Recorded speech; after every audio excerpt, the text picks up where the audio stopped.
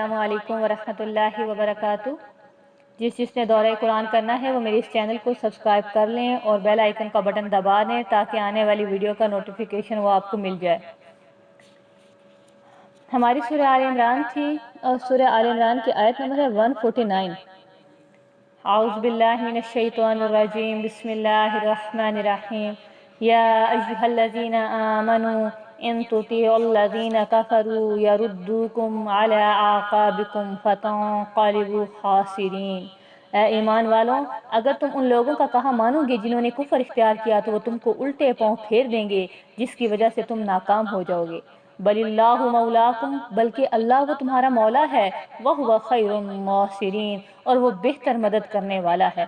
سنلقی فی قلوب الذین کفروا الرعب، ان قریب ہم ڈال دیں گے ان لوگوں کے دلوں میں جنہوں نے کفر کیا رعب، بما اشرکوا باللہ ما لم ینزل بہ سلطانا، اس وجہ سے کہ انہوں نے شرک کیا اللہ کے ساتھ جس کی کوئی دلیل ان کے پاس نہ تھی۔ وَمَأْوَاهُمُ النَّارُ، ان کا ٹھکانہ آگ ہے۔ وَبِئْسَ مَثْوَى الظَّالِمِينَ، اور وہ برا ٹھکانہ ہے ظالموں کے لیے۔ پہلی آیت میں اللہ کافروں کی بات ماننے پر زجر و توبیخ کر رہے ہیں، اس کا نتیجہ بیان فرما رہے ہیں۔ اگر تم کافروں کی بات مانو گے تو وہ تم کو واپس الٹے پاؤں لوٹا دیں گے، یعنی پھر سے دین شرک میں داخل کر دیں گے۔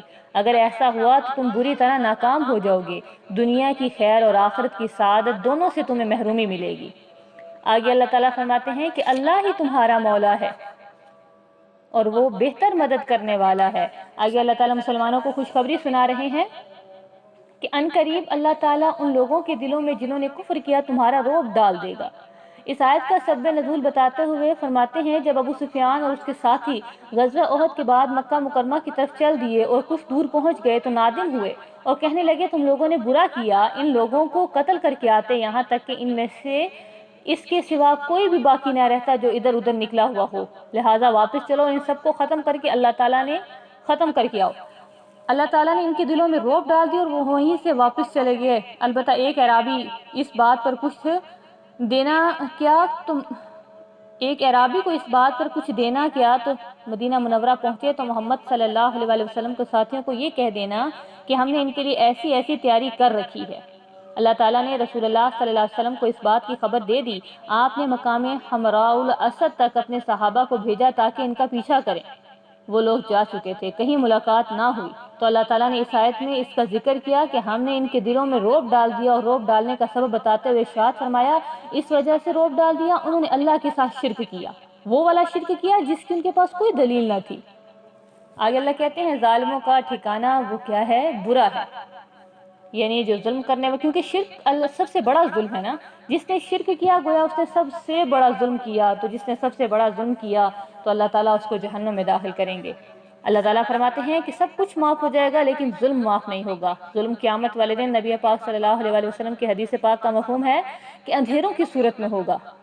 وَلَقَدْ صَدَقَكُمُ اللَّهُ وَعْدَهُ إِذْ تَحُسُّونَهُمْ بِإِذْنِهِ حَتَّى إِذَا فَشِلْتُمْ وَتَنَازَعْتُمْ فِي الْأَمْرِ وَعَصَيْتُمْ مِنْ بَعْدِ مَا أَرَاكُمْ مَا تُحِبُّونَ مِنْكُمْ مَنْ يُرِيدُ الدُّنْيَا وَمِنْكُمْ مَنْ يُرِيدُ الْآخِرَةَ ثُمَّ صَرَفَكُمْ عَنْهُمْ لِيَبْتَلِيَكُمْ وَلَقَدْ عَفَا عَنْكُمْ وَاللَّهُ ذُو فَضْلٍ عَلَى الْمُؤْمِنِينَ۔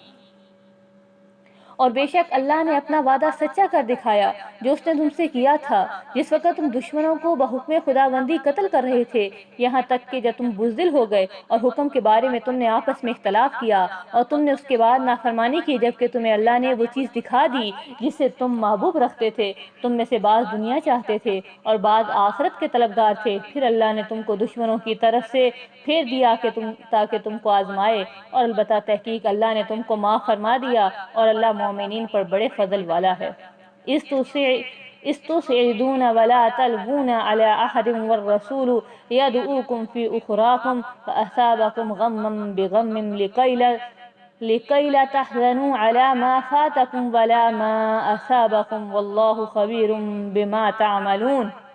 جب تم دور چلے جا رہے تھے اور کسی کو مڑ کر نہیں دیکھ رہے تھے اور رسول تم کو پکار رہے تھے تمہارے پیچھے سے، بس اللہ نے تمہیں غم کی پاداش میں غم دیا تاکہ غمگین نہ ہو اس چیز پر جو تم سے جاتی رہی اور نہ اس مصیبت پر جو تم کو پہنچ جائے، اور اللہ تمہارے سب کاموں سے باخبر ہے۔ یہاں پر ما قبل میں اللہ تعالیٰ نے غزوہ احد کا ہی ذکر کیا کہ جب غزوہ احد کو ابتداءً مسلمانوں کو غلبہ حاصل ہو گیا تھا، پھر وہ لوگ جن کو نبی پاک صلی اللہ علیہ وآلہ وسلم نے پہاڑی پر مقرر کیا تھا اور تاکیداً حکم دیا تھا کہ یہاں سے اترنا مت، اگر پرندے بھی دیکھو وہ تمہیں نوچ رہے ہیں، تمہاری بوٹیاں، تب بھی یہاں سے مت ہٹنا۔ لیکن جب دیکھا انہوں نے نیچے مسلمانوں کو غلبہ حاصل ہو گیا ہے اور مالی غنیمت دیکھا انہوں نے، تو وہ بھی کیا ہے، مالی غنیمت کو اٹھانے کے لیے آگے نیچے اتر آئے، اور انہوں نے سوچا اب تو کیا ہے، دشمن چلے گئے ہیں، اب تو فتح مل چکی ہے۔ جب دشمن نے دیکھا کہ پہاڑی پر سے لوگ نیچے اتر کر چلے گئے ہیں، تو دشمن نے پلٹ کر دوبارہ حملہ کر دیا، جس کی وجہ سے جیتی جتائی جنگ جو ہے مسلمان ہار گئے۔ آگے اللہ تعالیٰ فرماتے ہیں، جب تم دور چلے جا رہے تھے اور کسی کو مڑ کر نہیں دیکھ رہے تھے اور رسول تم کو پکار رہے تھے تمہارے پیچھے سے، جس وقت لوگوں کو پتا چلا کہ نبی پاک صلی اللہ علیہ وآلہ وسلم وفات پا چکے ہیں، تو اس وقت لوگوں میں انتشار پھیل گیا اور بھاگنے لگے لوگ۔ تو اس وقت جب نبی پاک صلی اللہ علیہ وآلہ وسلم ان کو پیچھے سے بلا رہے تھے اور ان کو جمع فرما رہے تھے، تو اللہ نے یہ اس بات کی طرف اشارہ فرمایا۔ آگے اللہ فرماتے ہیں، تم غمگین نہ ہو اس چیز پر جو تم سے جاتی رہے، نہ اس مصیبت پر جو تم کو پہنچ جائے۔ مطلب یہ کہ غم تم کو پہنچا، اس میں یہ حکمت تھی تم میں پختگی آ جائے، اور آئندہ جب کبھی کوئی مشکل درپیش ہو، مثلا کوئی چیز جاتی رہے یا کوئی مصیبت آ پڑے، تو تم صبر کرو، صبر کی عادت ہو جانی چاہیے۔ آگے اللہ فرماتے ہیں، مسلمانوں کو اللہ نے یہ جو تکلیف دی ہے، اس کا مقصد صرف یہ تھا کہ مسلمان غم سہنے کے عادی ہو جائیں۔ ثم انزل علیکم من بعد الغم امنة نعاسا یغشی طائفة منکم وطائفة قد أهمتهم أنفسهم يظنون بالله غير الحق ظن الجاهلية يقولون هل لنا من الأمر من شيء قل إن الأمر كله لله يخفون في أنفسهم ما لا يبدون لك يقولون لو كان لنا من الأمر شيء ما قتلنا هاهنا قل لو كنتم في بيوتكم لبرز الذين كتب عليهم القتل إلى مضاجعهم وَلِيُبْتَلِيَ اللَّهُ مَا فِي صُدُورِكُمْ وَلِيُمَحِّصَ مَا فِي قُلُوبِكُمْ وَاللَّهُ عَلِيمٌ بِذَاتِ الصُّدُورِ۔ پھر اللہ نے غم کے بعد تم پر امن کو نازل فرما دیا، جو اون کی صورت میں تھا، جو تم میں سے ایک جماعت پر چھائی ہوئی تھی، اور ایک جماعت ایسی تھی جن کو اپنی ہی جانوں کی فکر پڑی ہوئی تھی۔ یہ لوگ اللہ کے بارے میں حق کے خلاف جاہلیت والا گمان کر رہے تھے، یوں کہہ رہے تھے، کیا ہمارے ہاتھ میں بھی کچھ اختیار ہے؟ آپ فرما دیجئے، بلا شبہ سب اختیار اللہ ہی کو ہے۔ یہ لوگ اپنے نفسوں میں ایسی بات چھپا رہے ہیں جسے آپ کے سامنے ظاہر نہیں کرتے۔ یہ لوگ کہہ رہے تھے، اگر ہمارا کچھ بھی اختیار چلتا تو ہم یہاں قتل نہ کیے جاتے۔ آپ فرما دیجئے، اگر تم اپنے گھروں میں ہوتے تب بھی بلا شبہ وہ لوگ جن کے بارے میں قتل ہونا مقدر ہو چکا ہے، اپنی ان جگہوں سے نکل کھڑے ہوتے جہاں جہاں وہ قتل ہو کر گرے، اور تاکہ اللہ آزمائے جو تمہارے سینوں میں ہے، اور تاکہ اس کو صاف کرے جو تمہارے دلوں میں ہے، اور اللہ سینوں کی باتوں کو جاننے والا ہے۔ ان الذین تولوا منکم یوم التقى الجمعان انما استزلهم الشیطان ببعض ما قصبوا واللہ عفا اللہ عنہم ان اللہ غفور حلیم۔ بے شک تم میں سے جو لوگ اس دن پشت پھیر کر چلے گئے، جس دن دونوں جماعتیں آپس میں مقابل ہوئی تھیں، بات یہی ہے کہ ان کو شیطان نے پھسلا دیا بعض ایسے اعمال کے سبب جو انہوں نے کیے، اور البتہ تحقیق اللہ نے ان کو معاف فرما دیا، بے شک اللہ بخشنے والا بردبار ہے۔ ان آیات میں اللہ تعالیٰ فرما رہے ہیں، مسلمانوں کو جو تکلیف پہنچ گئی اور شکست کا جو سامنا کرنا پڑا، اس غم کو غلط کرنے کے لیے اللہ نے مسلمانوں پر اونٹ بھیج دی، اور اتنی زیادہ اونٹ سوار ہوئی کہ رنج اور غم کی طرف توجہ نہ رہی۔ علاج کرنے والوں کا یہ قاعدہ ہے، جب مریض کی تکلیف بڑھ جاتی ہے اور کسی طرح سے افاقہ نہیں ہوتا، تو تکلیف سے بے خبر کرنے کے لیے کوئی ایسی دوا دیتے ہیں یا انجیکشن لگا دیتے ہیں جس سے نیند آ جاتی ہے۔ تو اللہ تعالیٰ نے بھی ان حضرات پر نیند غالب فرما دی، جس سے غم کا محسوس ہونا ختم ہو گیا۔ آگے اللہ تعالیٰ فرماتے ہیں کہ اللہ تعالیٰ، اور تاکہ اللہ آزمائے جو تمہارے سینوں میں ہے، اور تاکہ اس کو صاف کرے جو تمہارے دلوں میں ہے، اور اللہ سینے کی باتوں کو جاننے والا ہے۔ مطلب جو کچھ بھی ہے اس لیے پیش آیا کہ اللہ تمہارے باطن کی آزمائش فرمائے، کیونکہ مصیبت کے وقت سچوں اور جھوٹوں کا پتہ چلتا ہے۔ چنانچہ منافقوں کا نفاق کھل گیا اور مومنین کا ایمان اور زیادہ مضبوط اور ثابت ہو گیا۔ اور یوں تو اللہ تعالیٰ سب باتوں کو جاننے والا ہے، لیکن علم ظہور کے طور پر یہ باتیں ظاہر ہوگی، اور مسلمانوں کو بھی پتہ چل گیا کہ سچا کون ہے اور جھوٹا کون ہے۔ یا ایھا الذین آمنو، اے ایمان والوں، لا تکونوا کالذین، نہ تم ہو جانا ان لوگوں کی طرح، کفروا جنہوں نے کفر کیا، وقالوا اور انہوں نے کہا، لاخوانہم اپنے بھائیوں کے لیے، اذا ضربوا فی الارض جب وہ چلے زمین میں، او کانوا یا ہو گئے غزن غازی، لو کانوا عندنا کاش کہ ہمارے پاس ہوتے، تو ما ماتوا وما قتلوا تو نہ مرتے اور نہ قتل کیے جاتے۔ لِيَجْعَلَ اللَّهُ ذَلِكَ حَسْرَةً فِي قُلُوبِهِمْ تاکہ بنا دے اللہ اس کو حسرت ان کے دلوں میں، وَاللَّهُ يُحْيِي وَيُمِيتُ اور اللہ زندہ کرتا ہے اور موت دیتا ہے، وَاللَّهُ بِمَا تَعْمَلُونَ بَصِيرٌ اور اللہ تمہارے جو تم عمل کرتے ہو دیکھنے والا ہے۔ وَلَئِن قُتِلْتُمْ فِي سَبِيلِ اللَّهِ اور اگر تم قتل کر دیے جاؤ اللہ کی راہ میں، او متم یا مر جاؤ، لَمَغْفِرَةٌ مِّنَ اللَّهِ تو وہ مغفرت ہے اللہ کی طرف سے، وَرَحْمَةٌ اور رحمت ہے، خَيْرٌ مِّمَّا يَجْمَعُونَ بہتر ہے اس سے جو وہ جمع کرتے ہیں، وَلَئِن مُتُّمْ اور اگر تم مر گئے، او قُتِلْتُمْ یا قتل ہو گئے، لا إِلَى اللَّهِ تُحْشَرُونَ ضرور اللہ کی طرف جمع کیے جاؤ گے۔ بہت سے لوگوں کی یہ عادت ہے، خیر کا کام نہ خود کریں گے نہ دوسروں کو کرنے دیں گے، اور جو لوگ خیر کے کاموں میں لگے ہوئے ہیں ان کو تانے دیتے ہیں، اور جو خیر انہیں نصیب ہو اسے نقصان سے تعبیر کرتے ہیں۔ جو لوگ حب دنیا میں غرق ہوں انہیں دوسروں کی آخرت کے اعمال نہیں بھاتے، اللہ کے لیے جو ان کی جانی یا مالی قربانی ہو وہ انہیں اچھی نہیں لگتی۔ منافقین کا بھی یہی حال ہے، انہوں نے کہا کہ ہمارے بھائی جو سفر میں گئے تھے یا جہاد میں شریک ہوئے تھے، یہ اگر یہی ہمارے پاس رہتے، سفر میں نہ جاتے، جہاد نہ کرتے تو نہ مرتے نہ مارے جاتے۔ بظاہر ان کا یہ کہنا ہمدردی جتانے کے لیے تھا، لیکن وہ یہ نہیں جانتے ہمدردی خیر کے کاموں سے روکنے میں نہیں ہے۔ مسلمانوں کو اللہ تعالیٰ نے حکم دیا تم لوگوں کی طرح مت ہو جاؤ، ایسا کہنا ان کے قلوب میں حسرت کا سبب ہے۔ پھر فرمایا موت و حیات اللہ کے ہاتھ میں ہے، کوئی شخص کسی جگہ قیام کرنے سے قضاء الہی سے نہیں بچ جا سکتا، موت تو ہر کسی کو آنی ہے، کسی کو میدان جہاد میں تو کسی کو گھر میں، تو وہی موت سب سے اچھی ہے جو اللہ کے راہ میں آ جائے۔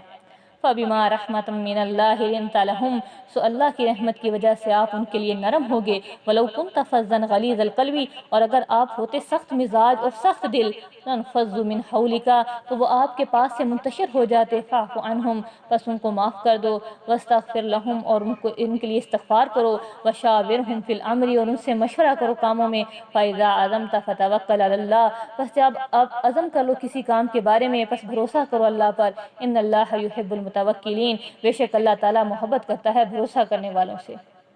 غزوہ احد کے موقع پر مسلمانوں سے جو غلطی ہو گئی اور میدان چھوڑ کر چلے گئے، جس کی بنا پر نبی پاک صلی اللہ علیہ وسلم کو غم پہنچا اور تکلیف ہوئی، اس پر آپ نے ان سے سختی کا معاملہ نہیں کیا، ڈانٹ ڈپٹ نہیں کی۔ اللہ تعالیٰ نے آپ کو ان کی کریمانہ اخلاق اور آپ کی نرم مزاجی کی اس آیت میں تعریف فرمائی ہے، نیز مسلمانوں کی بھی دلداری اور دلجوئی فرمائی ہے۔ اللہ نے اول تو 2 مرتبہ اپنی طرف سے معافی کا اعلان کیا، پھر اللہ فرماتے ہیں کہ ہم نے نبی پاک صلی اللہ علیہ وسلم کو نرم کر دیا، آپ کے مزاج میں نرمی ڈال دی، جس کی وجہ سے لوگ آپ کے پاس آتے ہیں، آپ کی طرف کھینچے چلے آتے ہیں۔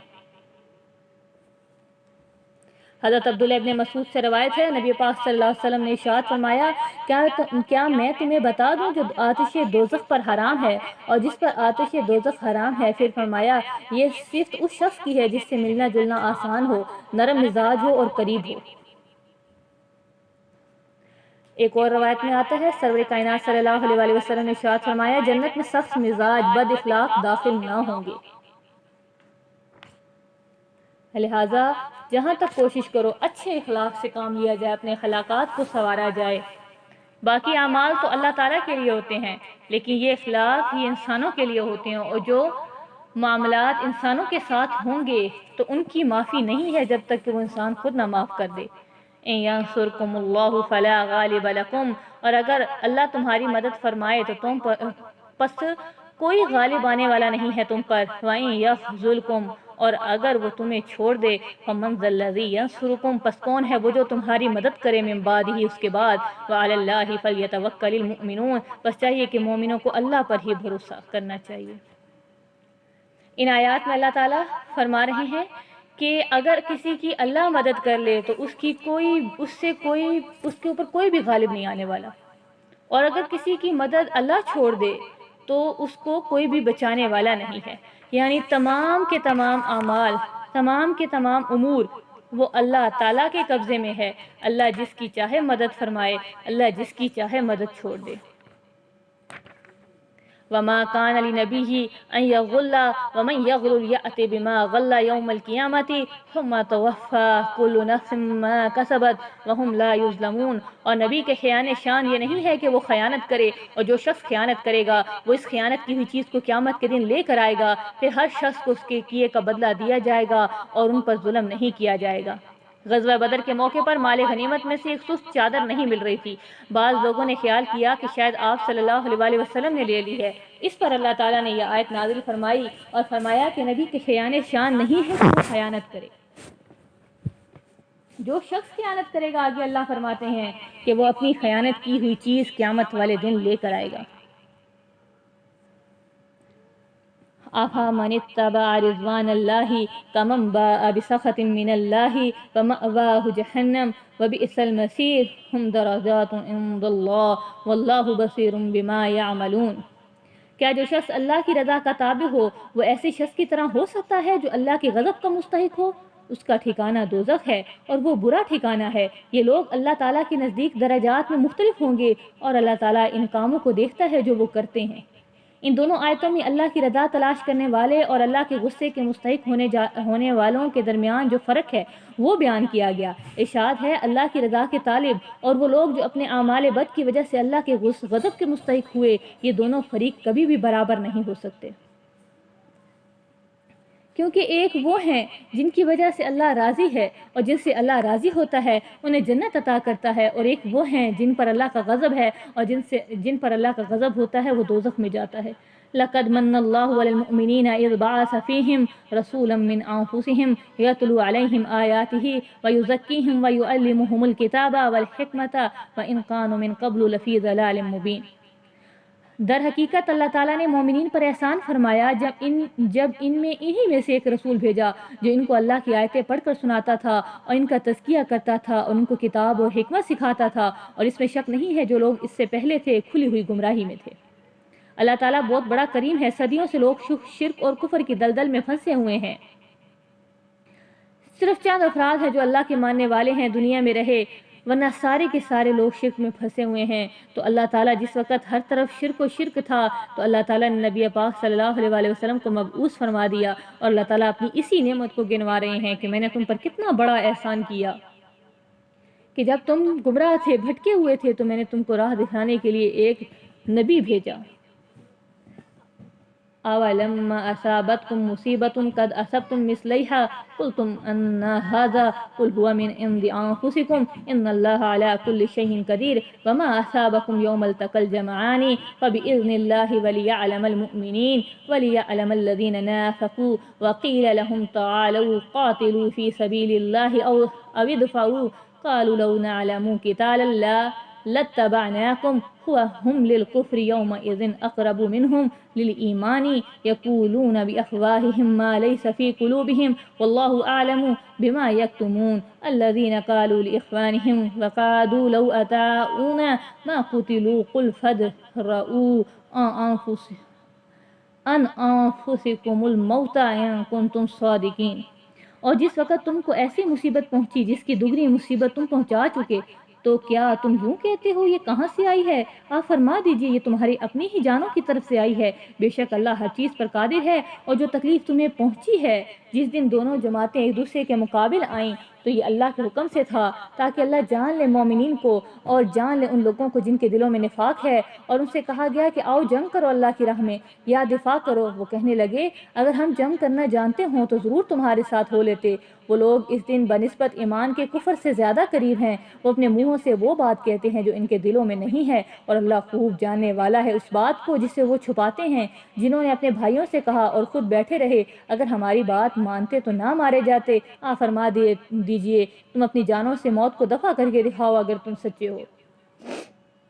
مسلمانوں کو جو غزوہ احد میں وقتی طور پر شکست ہوئی، اس سلسلے میں تکلیف پہنچی، اس مصیبت پر کچھ لوگوں کے منہ سے یہ نکلا کہ یہ مصیبت ہم پر کہاں سے پہنچی ہے۔ اس کے جواب میں ارشاد ہوا کہ اے نبی، آپ ان کو جواب میں فرما دیں، یہ اسباب ظاہرہ ہیں، تمہاری اپنی جانوں کی طرف سے آئے ہیں۔ تم نے رسول اللہ صلی اللہ علیہ وسلم کی نافرمانی کی اور پہاڑی پر جن تیر اندازوں کو بٹھا دیا گیا تھا، انہوں نے باوجود تاکیدی حکم کی اس جگہ کو چھوڑ دیا اور مال غنیمت لوٹنے میں لگ گئے۔ اس بات کو اللہ فرماتے ہیں کہ جب تم کو پہنچی تکلیف، اس سے دگنی حالانکہ تم پہنچا چکے ہو۔ تمہارے تو 70 صرف شہید ہوئے ہیں، ان کے تو 70 قتل ہوئے اور 70 قیدی بھی بن کر آئے ہیں۔ اس میں تسلی کا بھی ایک پہلو ہے کہ تم پر جو مصیبت آئی ہے اس سے دگنی مصیبت تم دشمنوں کو پہلے ہی پہنچا چکے ہو۔ آگے اللہ تعالیٰ فرما رہے ہیں، یہ مصیبت مسلمانوں کے اوپر اس لیے پہنچی ہے تاکہ اللہ تعالیٰ جان لے کون پکے سچے مسلمان ہیں اور کون بیچ میں منافق ہیں۔ جیسے کہ کھل کر غزوہ احد میں سامنے آ گئے جنہوں نے نفاق کیا اور وہ یہ باتیں کہنے لگے کہ اگر یہ ہمارے بھائی، ہمارے ساتھی ہمارے ساتھ بیٹھے رہتے تو کبھی بھی نہ مارے جاتے۔ تو اللہ تعالیٰ آگے ان کے جواب میں فرما رہے ہیں کہ تم اپنے نفسوں سے موت کو ہٹا کر دکھاؤ اگر تم سچے ہو، کیونکہ موت ایک ایسی حقیقت ہے جس کا کوئی بھی انکار نہیں کر سکتا، چاہے کوئی کافر ہے، منافق ہے، مسلمان ہے، موت تو آنی ہی آنی ہے۔ وَلَا تَحْسَبَنَّ الَّذِينَ قُتِلُوا فِي سَبِيلِ اللَّهِ أَمْوَاتًا بَلْ أَحْيَاءٌ عِندَ رَبِّهِمْ يُرْزَقُونَ فَرِحِينَ بِمَا آتَاهُمُ اللَّهُ مِنْ فَضْلِهِ وَيَسْتَبْشِرُونَ بِالَّذِينَ لَمْ يَلْحَقُوا بِهِمْ مِنْ خَلْفِهِمْ أَلَّا خَوْفٌ عَلَيْهِمْ وَلَا هُمْ يَحْزَنُونَ يَسْتَبْشِرُونَ بِنِعْمَةٍ مِّنَ اللَّهِ وَفَضْلٍ وَأَنَّ اللَّهَ لَا يُضِيعُ أَجْرَ الْمُؤْمِنِينَ۔ اور ہرگز گمان نہ کرو ان لوگوں کے بارے میں جو اللہ کی راہ میں قتل کیے گئے وہ مردہ ہیں، بلکہ وہ زندہ ہیں، اپنے رب کے پاس رزق پاتے ہیں۔ وہ خوش ہیں اس سے جو اللہ نے انہیں اپنے فضل سے عطا فرمایا، اور وہ خوش ہو رہے ہیں ان لوگوں کی وجہ سے جو ان کے پاس نہیں پہنچے، ان کے پیچھے رہ گئے کہ کوئی خوف نہیں ان پر اور نہ ہی وہ رنجیدہ ہوں گے۔ وہ خوش ہو رہے ہیں بوجہ نعمت اور فضل خداوندی کے، اس بات سے خوش ہیں کہ بلا شبہ اللہ ضائع نہیں فرماتا مومنین کے اجر کو۔ منافقین نے اللہ کی راہ میں مقتول ہو جانے والوں کے بارے میں یوں کہا، اگر ہماری بات مان لیتے تو مقتول نہ ہوتے، گویا ان کا مقتول ہو جانا ان کے نزدیک اچھا نہ تھا۔ تو اللہ فرما رہے ہیں کہ جو لوگ اللہ کی راہ میں قتل کر دیے گئے ان کو مردہ نہ کہو، وہ زندہ ہیں اور اپنے رب کے پاس رزق دیے جا رہے ہیں۔ یہاں پر اللہ تعالیٰ نے ان لوگوں کو تسلی دی ہے جو پریشان ہو رہے تھے، شاید جو ہمارے ساتھی شہید ہو گئے ہیں، پتہ نہیں وہ کیسے ہوں گے۔ تو اللہ نے فرمایا جو حضرات شہید ہو گئے وہ نہ صرف اپنی نعمتوں میں خوش ہیں بلکہ وہ ان مسلمانوں کے بارے میں بھی خوش ہو رہے ہیں جو ان تک کبھی پہنچے نہیں، اس دنیا میں ان کے پیچھے رہ گئے ہیں۔ اگر یہ لوگ بھی اللہ کی راہ میں شہید ہو جاتے تو ان پر بھی ہماری طرح انعام ہوگا، نہ خوف زدہ ہوں گے اور نہ مغموم ہوں گے۔ وہ سمجھتے اور جانتے ہیں اللہ تعالیٰ اہل ایمان کا اجر ضائع نہیں فرماتا۔ الذين استجابوا لله والرسول من بعد ما أصابهم القرح للذين أحسنوا منهم واتقوا أجر عظيم الذين قال لهم الناس إن الناس قد جمعوا لكم فاخشوهم فزادهم إيمانا وقالوا حسبنا الله ونعم الوكيل فانقلبوا بنعمة من الله وفضل لم يمسسهم سوء واتبعوا رضوان الله والله ذو فضل عظيم انما ذلكم الشيطان يخوف اولياءه فلا تخافوهم وخافوني ان كنتم مؤمنين۔ جن لوگوں نے اللہ اور اس کے رسول کے حکم کو مان لیا اس کے بعد ان کو زخم پہنچ چکا، ان میں سے جنہوں نے نیکی کے کام کیے اور تقوی اختیار کیے، ان کے لیے بہت بڑا ثواب ہے۔ یہ ایسے لوگ ہیں جب ان سے لوگوں نے کہا بلا شبہ لوگوں نے تمہارے لیے سامان جمع کیا لہذا تم ان سے ڈرو، ان کی اس بات نے ان کا ایمان اور زیادہ بڑھا دیا اور کہنے لگے ہم کو اللہ کافی ہے اور وہ اچھا کارساز ہے۔ سو وہ اللہ کی نعمت اور اس کے فضل لے کر واپس ہوئے، ان کو کچھ بھی تکلیف نہ پہنچی اور وہ اللہ کی رضامندی کے تابع رہے اور اللہ بڑے فضل والا ہے۔ یہ جو بات پیش آئی صرف اس وجہ سے کہ شیطان اپنے دوستوں سے ڈراتا ہے، سو تم ان سے نہ ڈرو اور مجھے سے ڈرتے رہو اگر تم ایمان والے ہو۔ حضرت ابن عباس رضی اللہ تعالی عنہ سے منقول ہے جب ابو سفیان اور اس کے ساتھی واپس ہوئے اور مشرکین کا آپس میں مشورہ ہوا کہ ہم شکست دے کر واپس آ گئے ہیں، سب مسلمانوں کو ختم کر دینا چاہیے تھا، لہذا وہ واپس چل کر پھر حملہ کریں۔ اس کی خبر جب حضرت صلی اللہ علیہ وسلم کو ہوئی تو آپ نے اپنے صحابہ کو لے کر ان کے پیچھے چلے اور مقام حمراء الاسد تک ان کا پیچھا کیا۔ جب ابو سفیان کو پتہ چلا کہ ہمارے پیچھے آ رہے ہیں تو ابو سفیان اپنے ساتھیوں کو لے کر چلا گیا۔ راستے میں بنی عبد القیس کے چند سواروں سے ملاقات ہوئی۔ ان سے ابو سفیان نے کہہ دیا کہ تم محمد صلی اللہ علیہ وآلہ وسلم کو کہہ دو کہ ہم واپس لوٹ کر حملہ کرنے کا ارادہ کر رہے ہیں تاکہ مسلمانوں کو بالکل ہی ختم کر دیں۔ ان لوگوں کو ہمراء الاسد میں حضرت صلی اللہ علیہ وسلم سے ملاقات ہوئی۔ انہوں نے ابو سفیان کی بات نقل کر دی۔ اس پر آپ نے اور آپ کے ساتھیوں نے کہا حسبنا اللہ و نعم الوکیل، اللہ ہمارے لیے کافی اور ہمارا اچھا کارساز ہے۔ اللہ تعالیٰ نے آیت بالا نازل فرمائی جس میں مسلمانوں کی تعریف کی کہ غزوہ احد میں زخم خوردہ ہونے کے باوجود جب انہیں بتایا گیا، ان کو خبر دی گئی کہ دشمن تمہارے پیچھے آ رہے ہیں، تو اس وقت ان کا یہی جواب تھا کہ ہمیں اللہ تعالیٰ کافی ہے۔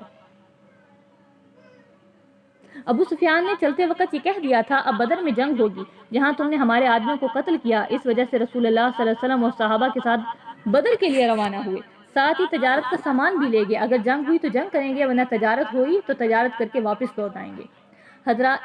جب یہ حضرات بدر کے لیے جا رہے تھے تو راستے میں شیطان نے اپنے دوستوں کو ان کے ڈرانے کے لیے کھڑا کر دیا۔ وہ کہتے تھے کہ ہم نے سنا ہے تمہارے مقابلے کے لیے بہت سا سامان تیار کر رکھا ہے، لہذا تم اپنے ارادے سے باز آؤ اور احتیاط سے کام لو۔ لیکن اس وقت شیطان ان کو اپنے دشمنوں سے، اپنے دوستوں سے ڈرا رہا تھا، تو اللہ تعالیٰ فرما رہے ہیں انہوں نے شیطان کی بات نہ مانی۔ وَلَا يَحْزُنْكَ الَّذِينَ يُسَارِعُونَ فِي الْكُفْرِ إِنَّهُمْ لَنْ يَضُرُّوا اللَّهَ شَيْئًا يُرِيدُ اللَّهُ أَلَّا يَجْعَلَ لَهُمْ حَظًّا فِي الْآخِرَةِ وَلَهُمْ عَذَابٌ عَظِيمٌ إِنَّ الَّذِينَ اشْتَرَوُا الْكُفْرَ بِالْإِيمَانِ لَنْ يَضُرُّوا اللَّهَ شَيْئًا وَلَهُمْ عَذَابٌ عَلِيمٌ وَلَا يَحْسَبَنَّ الَّذِينَ كَفَرُوا أَنَّمَا نُمْلِي لَهُمْ خَيْرٌ لِأَنفُسِهِمْ إِنَّمَا نُمْلِي لَهُمْ لِيَزْدَادُوا إِثْمًا وَلَهُمْ عَذَابٌ مُهِينٌ۔ اور آپ کو وہ لوگ رنجیدہ نہ کریں جو تیزی کے ساتھ کفر میں جا پڑے ہیں، بے شک وہ لوگ اللہ کو کچھ بھی ضرر نہ دے سکیں گے، اللہ چاہتا ہے ان کو آخرت میں کچھ حصہ نہ دے اور ان کے لیے بڑا عذاب ہے۔ بے شک جن لوگوں نے کفر کو ایمان کے بدلے خرید لیا وہ ہرگز اللہ کو کچھ بھی ضرر نہ پہنچا سکیں گے اور ان کے لیے دردناک عذاب ہے۔ اور ہرگز گمان نہ کریں وہ لوگ جنہوں نے کفر کیا، ہم جو ان کو مہلت دے رہے ہیں وہ ان کی جانوں کے لیے بہتر ہے۔ بات یہی ہے کہ ہم انہیں مہلت دے رہے ہیں تاکہ وہ گناہوں میں اور زیادہ ترقی کر لیں اور ان کے لیے دردناک عذاب ہے۔ اس آیت میں حضرت صلی اللہ علیہ وآلہ وسلم کو تسلی دے رہے ہیں، خطاب تو آپ کو ہے لیکن تسلی کے مضمون میں تمام مسلمان شریک ہیں۔ جو لوگ تیزی کے ساتھ کفر کر رہے ہیں اور کفر انہیں خوب زیادہ مرغوب ہے، ان کی حرکتوں اور اسلام اور مسلمانوں کے خلاف ان کی کوششوں سے مسلمان رنجیدہ نہ ہوں۔ یہ لوگ آپ کو کوئی بھی نقصان نہیں پہنچا سکتے اور آپ کے مقابلے میں دوسرے کی بے شک یہ مدد کرتے نہیں لیکن یہ آپ کو نقصان کچھ بھی نہیں پہنچا سکتے۔ الذین یسارعون فی الکفر سے منافقین مراد ہیں جنہوں نے غزوہ احد میں شرکت نہیں کی، اور حضرت حسن نے فرمایا ان سے تمام کافر مراد ہیں۔ جو بھی ہو، منافقین ہو، کافر ہو، جو کچھ بھی ہو، اللہ فرما رہے ہیں کہ یہ اگر سارے کے سارے کفر پر ڈٹ جائیں تب بھی یہ میرے کیا ہے، میری بادشاہت میں، میری شہنشاہت میں ان کے کفر کی وجہ سے کوئی کمی نہیں آنے والی۔ اور اگر اللہ فرماتے ہیں وہ لوگ جنہوں نے کفر خرید لیا ایمان کے بدلے میں، وہ اللہ کو کچھ بھی نقصان نہیں پہنچا سکتے، بلکہ اللہ ان کو ڈھیل دے رہا ہے۔ کیوں ڈھیل دے رہا ہے؟ تاکہ اب اپنے گناہ زیادہ کرتے جائیں، گناہ میں اتنی ترقی کر لیں کہ سیدھے اونجے منہ جہنم میں گر جائیں۔ ما كان الله ليذر المؤمنين على ما أنتم عليهم حتى يميز الخبيث من الطيب وما كان الله ليطلعكم على الغيب ولكن الله يجتبي من رسله من يشاء فآمنوا بالله ورسله وإن تؤمنوا وتتقوا فلكم أجر عظيم۔ اللہ مومنین کو اس حال پر چھوڑتا نہیں ہے جس پر تم اب ہو، جب تک کہ ناپاک کو پاک سے جدا نہ فرما دے، اور اللہ تم کو اور امور غیب پر مطلع نہیں فرماتا، لیکن اللہ منتخب فرما لیتے ہیں اپنے رسولوں میں سے جس کو چاہیں، سو ایمان لاؤ اللہ پر اور اس کے رسولوں پر، اور اگر تم ایمان پر قائم رہے اور تم نے تقوی اختیار کیا تو تمہارے لیے ثواب عظیم ہے۔ منافقین مخلص مسلمانوں میں گھلے ملے رہتے تھے، ان کے ظاہری دعووں کی وجہ سے اور بعض نمازوں میں حاضر ہونے کی وجہ سے ظاہری طور پر یہ امتیاز نہ ہو پاتا تھا کہ منافق کون ہے اور مخلص کون ہے۔ اللہ تعالیٰ نے فرمایا اے مسلمانوں، اللہ تعالیٰ تم کو اس حالت پر نہیں رکھے گا جیسے کہ تم ہو کہ منافق بھی بیچ میں ہو، مسلمان بھی بیچ میں ہو، بلکہ اللہ فرماتے ہیں کہ اللہ تعالیٰ تم لوگوں کو آپس میں جدا جدا کر دے گا۔ اسی طرح جیسے کہ مصیبتیں آئیں اور منافقین کا نفاق کھل کر سامنے آ گیا، جیسے کہ غزوہ احد میں بھی ہے کہ جب مسلمانوں کے اوپر مصیبت آئی، پریشانی آئی تو منافقین وہاں سے جدا ہو گئے۔ وَلَا يَحْسَبَنَّ الَّذِينَ، اور نہ گمان کریں وہ لوگ، يَبْخُلُونَ بِمَا آتَاهُمُ اللَّهُ مِنْ فَضْلِهِ هُوَ خَيْرٌ لَهُمْ بَلْ هُوَ شَرٌّ لَهُمْ سَيُطَوَّقُونَ مَا بَخِلُوا بِهِ يَوْمَ الْقِيَامَةِ وَلِلَّهِ مِيرَاثُ السَّمَاوَاتِ وَالْأَرْضِ وَاللَّهُ بِمَا تَعْمَلُونَ خَبِيرٌ۔ اور ہرگز گمان نہ کریں وہ لوگ جو بخل کرتے ہیں اس چیز میں جو اللہ نے اپنے فضل سے عطا کی، یہ بخل کرنا ان کے لیے بہتر ہے بلکہ وہ ان کے لیے برا ہے۔ جس چیز کے ساتھ انہوں نے بخل کیا ان قریب قیامت کے دن ان کا طوق پہنایا جائے گا، اور اللہ کے لیے آسمانوں اور زمین کی میراث ہے، اور اللہ ان کاموں کی خبر رکھتا ہے جو تم کرتے ہو۔ جو لوگ مومن نہ تھے وہ اللہ کی راہ میں جس طرح جان دینے سے بچتے ہیں اسی طرح مال خرچ کرنے سے بھی گریز کرتے ہیں۔ اس آیت میں اللہ بخل کی مذمت فرما رہے ہیں۔ اللہ فرما رہے ہیں جو لوگ کنجوسی کرتے ہیں وہ سمجھتے ہیں کہ شاید ہم اس طرح سے اپنا مال بچا لیں گے۔ اللہ فرماتے ہیں یہ ان کے لیے بہتر نہیں بلکہ ان کے لیے برا ہے۔ ان قریب یہی مال قیامت والے دن گنجے سانپ کی طرح ان کی گردنوں میں توق کی صورت میں پہنایا جائے گا۔ لَقَدْ سَمِعَ اللَّهُ قَوْلَ الَّذِينَ قَالُوا إِنَّ اللَّهَ فَقِيرٌ وَنَحْنُ أَغْنِيَاءُ سَنَكْتُبُ مَا قَالُوا وَقَتْلَهُمُ الْأَنْبِيَاءَ بِغَيْرِ حَقٍّ وَنَقُولُ ذُوقُوا عَذَابَ الْحَرِيقِ۔ البتہ تحقیق سنا اللہ نے قول ان لوگوں کا جو کہتے ہیں کہ بے شک اللہ فقیر اور ہم مالدار ہیں۔ ان قریب ہم ان کی اس بات کو لکھ لیں گے جو انہوں نے نبیوں کے ناحق خون کیے، اس کو بھی لکھ لیں گے اور ہم کہیں گے چکھ لو جلنے والا عذاب۔ ذالک بما قدمت ایدیکم، یہ اس وجہ سے جو آگے بھیجا تمہارے ہاتھوں نے، وان اللہ لیس بالظلام للعبید، اور بے شک اللہ تعالیٰ نہیں ہے ظلم کرنے والا بندوں پر۔ الذین قالوا ان اللہ عہد الینا، وہ لوگ جو کہتے ہیں بے شک اللہ نے ہم سے وعدہ کیا ہے، اللہ نؤمن لرسول حتی یأتینا بقربان تأکلہ النار، یہ کہ نہ ہم ایمان لائے رسول کے لیے یہاں تک کہ وہ لے آئیں ہمارے پاس ایسی قربانی جس کو آگ کھا لے۔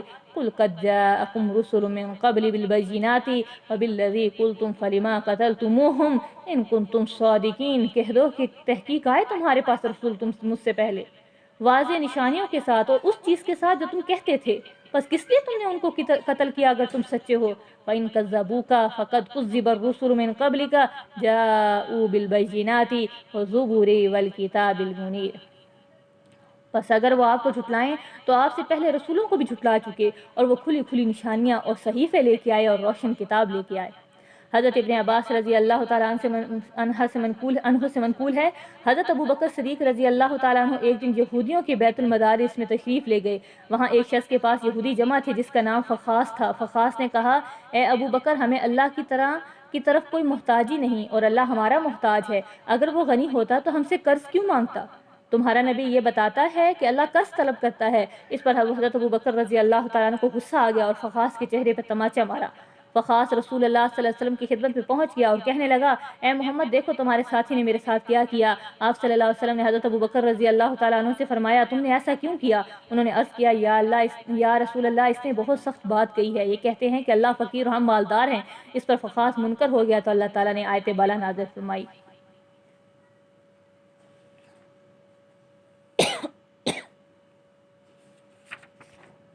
اللہ تعالیٰ فرماتے ہیں کہ ان قریب ہم لکھ دیں گے جو تم کہتے ہو، اور تم نے قتل کیا انبیاء کو بغیر حق کے، اور ہم کہیں گے تمہیں دوزخ کا عذاب چکھ لو۔ یہ کس وجہ سے ان کو اللہ تعالیٰ عذاب دیں گے؟ اللہ تعالیٰ تو کسی انسان پر ظلم نہیں کرتا، یہ ان کے اپنے اعمال کا بدلہ ہوگا جو انہوں نے عمل کیے۔ اس کے بعد انہوں نے کیا مطالبہ کیا؟ انہوں نے کہا کہ بھئی ہاں، آپ صلی اللہ علیہ وسلم پر ایمان نہیں لے کر آئیں گے، کیونکہ ہمیں اللہ نے کہا ہے کہ کوئی قربانی آئے گی اس کو آگ کھائے گی، تو جب ہم اپنی آنکھوں سے یہ سب کچھ دیکھ لیں گے تب آپ کو پر ایمان لے کے آئیں گے۔ تو اس وقت اللہ تعالیٰ نے یہ آیت نازل فرمائی اور کہا کہ آپ صلی اللہ علیہ وسلم سے پہلے بھی انبیاء آئے، ان سے انہوں نے معجزات طلب کیے اور ان کی فرمائشی معجزات عطا بھی کیے گئے، آخر کتنے نبیوں کو تم نے مانا؟ بلکہ الٹا تم نے تو انبیاء کو قتل کیا۔ اللہ فرماتے ہیں یہ جھوٹے ہیں اور یہ جھوٹ بولتے ہیں، انہوں نے جھٹلایا آپ سے پہلے بھی رسولوں کو اور یہ آپ پر بھی ایمان نہیں لے کے آنے والے۔ کل نفس ذائقۃ الموت وانما توفون اجورکم یوم القیامہ فمن زحزح عن النار وادخل الجنۃ فقد فاز وما الحیاۃ الدنیا الا متاع الغرور۔ ہر جان کو موت کا ذائقہ چکھنا ہے، اور بات یہ ہے کہ تم کو قیامت کے دن پورا بدلہ دیا جائے گا، اور جو شخص بچا دیا گیا آگ سے اور داخل کر دیا گیا جنت میں وہ کامیاب ہو گیا، اور دنیا والی زندگی دھوکے کے سامان کے سوا کچھ نہیں ہے۔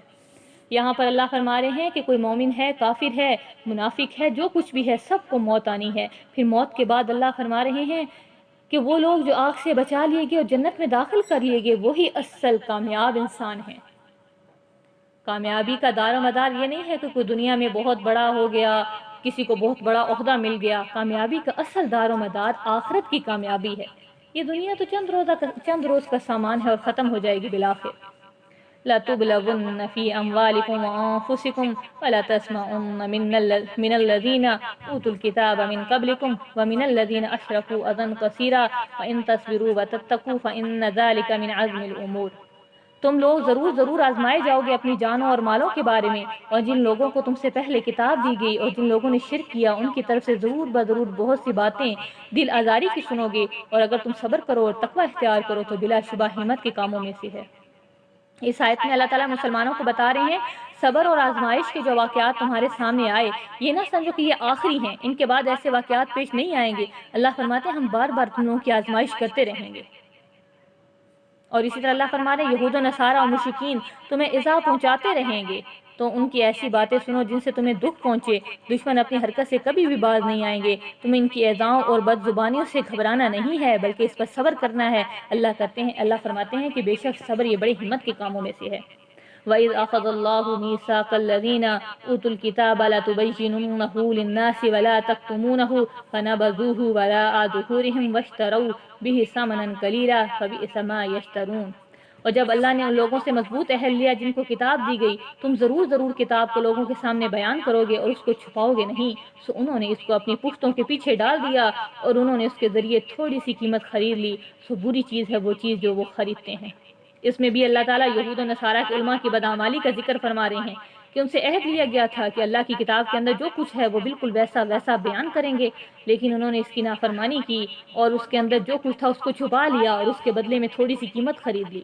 لَتَحْسَبَنَّ الَّذِينَ يَفْرَحُونَ بِمَا آتَوْا وَيُحِبُّونَ أَن يُحْمَدُوا بِمَا لَمْ يَفْعَلُوا فَلَا تَحْسَبَنَّهُمْ بِمَفَازَةٍ مِّنَ الْعَذَابِ وَلَهُمْ عَذَابٌ عَلِيمٌ وَلِلَّهِ مُلْكُ السَّمَاوَاتِ وَالْأَرْضِ وَاللَّهُ عَلَى كُلِّ شَيْءٍ قَدِيرٌ۔ آپ ہرگز گمان نہ کریں جو لوگ آپ کے لیے خوش ہیں، جو عطا کیا آپ کو اور اس کو پسند کرتے ہیں، جو کام انہوں نے نہیں کیے اس پر ان کی تعریف کی جائے، ان کے بارے میں آپ ہرگز یہ خیال نہ کریں کہ وہ عذاب سے چھوٹ جائیں گے، اور ان کے لیے تو دردناک عذاب ہے، اور اللہ ہی کے لیے ہے ملک آسمانوں اور زمین کا، اور اللہ ہر چیز پر قادر ہے۔ اس آیت میں اللہ رب العزت فرما رہے ہیں کہ بہت سے لوگ منافقین میں سے نبی پاک صلی اللہ علیہ وسلم کے ساتھ جہاد میں نہیں گئے اور مدینہ منورہ میں ہی بیٹھے رہ گئے۔ جب آپ واپس تشریف لائے تو جھوٹے عذر پیش کیے جن پر قسمیں کھائیں، اور ان کی یہ خواہش تھی کہ جو کام انہوں نے نہیں کیا اس پر ان کی تعریف کی جائے، تو اس پر اللہ تعالیٰ نے آیت بالا نازل فرمائی۔ انسان کے نفسیاتی تقاضوں میں سے ایک یہ بھی ہے کہ اس کی تعریف کی جائے اور اس کی محبت اس درجے ہو کہ جو عمل نہیں کیے وہ عمل اس کی طرف منسوخ کیے جائیں اور پھر ان کی تعریف کی جائے۔ یہودیوں اور منافقوں کا بھی یہی طریقہ تھا کہ بہت سے لوگ اس مزاج کے پائے جاتے تھے جو حضرات متقی اور محتاط تھے، وہ اپنے اعمال حسنہ پر بندوں کی طرف تعریف کیے جانے کی تمنا نہیں کرتے تھے، پھر جو عمل نہیں کیے ان پر کہا کہ تعریف کے متمنی ہو سکتے ہیں۔ لیکن کچھ لوگ ایسے بھی تھے کہ جو یہ چاہتے تھے کہ ان کی تعریف کی جائے ان پر جو انہوں نے نہیں کیا، تو اللہ تعالیٰ ان سب کو جاننے والا ہے۔ ان فی خلق السماوات والارض واختلاف اللیل والنہار لآیۃ لأولی الالباب، بے شک آسمان اور زمین کے پیدا کرنے میں اور یکے بعد دیگرے رات کے آنے جانے میں عقل والوں کے لیے نشانیاں ہیں۔ اس میں اللہ تعالیٰ اپنی نعمتیں گنوا رہے ہیں، ان آیات میں اللہ تعالیٰ اپنی نشانیاں بتا رہے ہیں۔ الذین یذکرون اللہ قیاما وقعودا وعلی جنوبہم ویتفکرون فی خلق السماوات والارض ربنا ما خلقت ھذا باطلا سبحانک فقنا عذاب النار۔ جو لوگ اللہ کو یاد کرتے ہیں کھڑے ہوئے، بیٹھے ہوئے اور لیٹے ہوئے، اور فکر کرتے ہیں آسمان اور زمین کے پیدا کرنے میں، اے ہمارے رب آپ نے اس کو عبث پیدا نہیں کیا، باطل پیدا نہیں کیا، ہم آپ کی پاکی بیان کرتے ہیں، سو آپ ہمیں دوزخ کے عذاب سے بچا لیں۔ یہاں پر اللہ تعالیٰ مومنین کی صفات بیان کر رہے ہیں۔ یہ لوگ ایسے ہیں کھڑے بیٹھے اور لیٹے ہر وقت اللہ کی یاد میں مشغول رہتے ہیں، اگر زبان سے ذکر نہیں کرتے تو دل ان کا ہر وقت اللہ کی طرف لگا رہتا ہے، اٹکا رہتا ہے۔ تو اللہ فرماتے ہیں یہ لوگ اللہ کی بادشاہت کو مانتے ہیں، یہ سب کچھ جانتے ہیں کہ یہ ساری کائنات اللہ کے قبضۂ قدرت میں ہے، کچھ بھی باطل نہیں ہے۔ آگے دعا کرتے ہیں اللہ سے، اے اللہ ہمیں دوزخ کے عذاب سے بچا لے۔ آگے بھی دعا ان کی ذکر کی گئی، ربنا اے ہمارے رب انکا بے شک تو من تدخل النار جس کو داخل کرے گا آگ میں فقد اخزیتہ بس تحقیق تو نے اس کو رسوا کر دیا. وما للظالمین من انصار، اور نہیں ہے ظالموں کے لیے کوئی بھی مددگار. ربنا اننا سمعنا منادیا ینادی للایمان ان آمنوا بربکم فآمنا ربنا فاغفر لنا ذنوبنا وکفر عنا سیئاتنا وتوفنا مع الابرار. اے ہمارے رب، ہم نے ایک پکارنے والے کو سنا، وہ ایمان کے لیے پکار رہا تھا، تم ایمان لاؤ اپنے رب پر، سو ہم ایمان لے آئے. اے ہمارے رب، آپ مغفرت فرما دیجئے ہمارے گناہوں کی اور کفارہ کر دیجئے ہمارے گناہوں کا، اور ہمیں نیک بندوں کے ساتھ موت دے دیں. ربنا وآتنا ما وعدتنا على رسولك ولا تخزنا يوم القیامہ انك لا تخلف الميعاد. اے ہمارے رب، ہمیں عطا فرمائیں جو آپ نے اپنے رسولوں کی معرفت وعدہ فرمایا، اور قیامت کے دن ہمیں رسوا نہ کرنا. بلا شبہ آپ وعدہ خلافی نہیں فرماتے. فاستجاب لهم ربهم انی لا اضیع عمل عامل منکم من ذکر او انثى بعضکم من بعض فالذین هاجروا واخرجوا من دیارهم وأوذوا في سبيلي وقاتلوا وقتلوا لأكفرن عنهم سيئاتهم ولأدخلنهم جنات تجري من تحتها الأنهار ثوابا من عند الله والله عنده حسن الثواب. بس اللہ پاک نے ان کی دعا قبول فرمائی. میں ضائع نہ کروں گا تم میں سے کسی عمل کرنے والے کے عمل کو، مرد ہو یا عورت، تم آپس میں ایک دوسرے سے ہو. سو جن لوگوں نے ہجرت کی اور اپنے گھروں سے نکالے گئے اور میری راہ میں ان کو تکلیف پہنچی اور انہوں نے جنگ کی اور قتل کیے گئے، میں ضرور ان کے گناہوں کا کفارہ کر دوں گا اور ان کو ایسے باغوں میں داخل کروں گا جن کے نیچے نہریں جاری ہوں گے. یہ بدلہ ملے گا اللہ کے پاس سے، اور اللہ کے پاس اچھا بدلہ ہے. اوپر اللہ تعالیٰ نے متقیوں، مسلمان اور مومنین کی دعا ذکر کی، اور نیچے اس دعا کا جواب جو میرے رب نے دیا وہ ذکر فرمایا. لا یغرنک تقلب الذین کفروا فی البلاد متاع قلیل ثم مأواہم جہنم وبئس المہاد لكن الذین اتقوا ربهم لهم جنات تجری من تحتها الانہار خالدین فیہا نزلا من عند اللہ وما عند اللہ خیر للابرار. ہرگز دھوکے میں نہ ڈالیں آپ کو کافروں کا شہر میں آنا جانا، یہ تھوڑا سا نفع ہے، پھر ان کا ٹھکانہ جہنم ہے اور وہ برا بچھونا ہے. لیکن وہ لوگ جو اپنے رب سے ڈرتے ہیں اور ان کے لیے باغ ہیں جس کے نیچے نہریں جاری ہیں اور ان میں ہمیشہ رہیں گے، یہ مہمانی ہوگی اللہ کی طرف سے، اور جو اللہ کے پاس ہے بہتر ہے نیک بندوں کے لیے. یہاں پر اللہ تعالیٰ مسلمانوں اور کافروں کا ذکر فرما رہے ہیں. اللہ فرماتے ہیں کہ مسلمان یہ دیکھ کے پریشان نہ ہو کہ بھئی یہ تو کافر ہیں اور پھر بھی ایسے کھلم کھلا چھوٹ دی ہوئی ہے اور یہ پھر رہے ہیں. تو اللہ فرماتے ہیں کہ دنیا تو دارالعمل ہے، دارالجزا وہ آخرت ہے. تو اللہ فرماتے ہیں تمہیں پریشان نہ کریں ان لوگوں کا چلنا پھرنا، ان قریب اللہ تعالیٰ ان کو کیا ہے، جہنم میں داخل کرے گا جو بری جگہ ہے. اور اس کے بعد اللہ تعالیٰ متقیوں کا ٹھکانہ بتا رہے ہیں، وہ لوگ جو اللہ پر ایمان لاتے ہیں. اللہ فرماتے ہیں یہ لوگ جنت میں جائیں گے اور ہمیشہ ہمیشہ وہاں پر رہیں گے. وَإِنَّ مِنْ أَهْلِ الْكِتَابِ، اور بے شک اہل کتاب میں سے لَمَن يُؤْمِنُ بِاللَّهِ وَمَا أُنزِلَ إِلَيْكُمْ وَمَا أُنزِلَ إِلَيْهِمْ خَاشِعِينَ لِلَّهِ لَا يَشْتَرُونَ بِآيَاتِ اللَّهِ ثَمَنًا قَلِيلًا أُولَئِكَ لَهُمْ أَجْرُهُمْ عِنْدَ رَبِّهِمْ إِنَّ اللَّهَ سَرِيعُ الْحِسَابِ. اور بلا شبہ بعض اہل کتاب ایسے ہیں جو ایمان لاتے ہیں اللہ پر اور اس پر جو نازل کیا گیا تمہاری طرف، اور جو نازل کیا گیا ان کی طرف، جو عاجزی کرنے والے ہیں اللہ کے لیے، وہ نہیں خریدتے اللہ کی آیتوں کے بدلے تھوڑی قیمت. یہ وہ لوگ ہیں جن کے لیے ان کا اجر ان کے رب کے پاس ہے، بے شک اللہ جلد حساب لینے والا ہے. اہل کتاب سبھی ایسے نہ تھے جو کفر پر جمے ہوئے تھے اور اللہ کے آخری نبی اور آخری کتاب کے انکار پر تلے ہوئے تھے، بلکہ ان میں سے ایسے بھی تھے جو اللہ پر ایمان لے آتے تھے اور جو کتاب یعنی اہل اسلام پر نازل ہوئی اس پر بھی ایمان لاتے ہیں، اور جو کتاب ان لوگوں پر اتاری اس پر بھی ایمان لے کے آتے ہیں. ان میں عناد اور تکبر نہیں ہے، وہ اللہ کے سامنے جھکتے ہیں اور اللہ کی آیات کے ذریعے تھوڑی سی قیمت حاصل نہیں کرتے. یعنی یہ لوگ طالب دنیا نہیں ہے جو پوری کی پوری آخرت کے مقابلے میں ذرا سی چیز، یہ لوگ آخرت کی طلب میں اللہ کی رضا چاہتے ہیں. اللہ کے ہاں ان کو اپنا اجر ملے گا، لہٰذا حق کو یہ چھپاتے نہیں ہیں. یہاں پر اللہ تعالیٰ ایسے ہی لوگوں کی تعریف بیان کر رہے ہیں. یا ایھا الذین آمنوا اصبروا وصابروا ورابطوا واتقوا اللہ لعلکم تفلحون. اے ایمان والوں صبر کرو اور مقابلے میں جم کر رہو اور نیک کاموں میں لگے رہو اور اللہ سے ڈرتے رہو تاکہ تم کامیاب ہو جاؤ. اس میں اللہ تعالیٰ پھر ایمان والوں کو تلقین کر رہے ہیں کہ صبر کرو اور ثابت قدم رہو اور نیک کام میں لگے رہو اور اللہ سے ڈرتے رہو تاکہ تم فلاح پا جاؤ.